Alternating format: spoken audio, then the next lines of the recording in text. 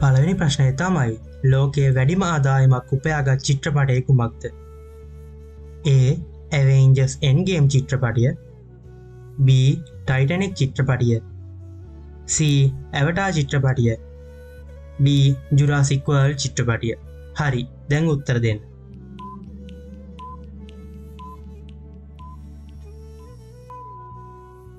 පිළිතුර තමයි C. Avatar චිත්‍රපටිය.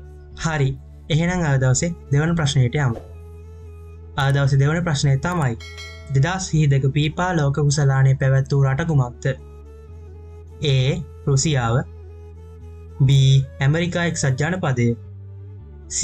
Qatar, D. ජර්මනිය. හරි, දැන් උත්තර දෙන්න.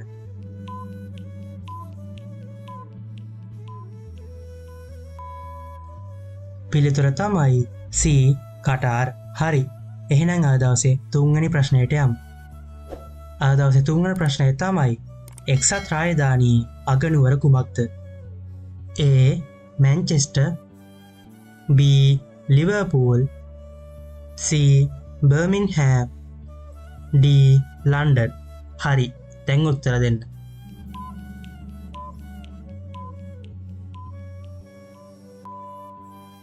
පිළිතුර තමයි D. ලන්ඩන්. හරි, මං හිතනවා මේ දක්වා අහපු ප්‍රශ්න තුනම හරි ඇති කියලා ඔයාලගේ. එහෙනම් අද දවසේ ඔයාලට ඉතුරු කරන ප්‍රශ්නයට යමු.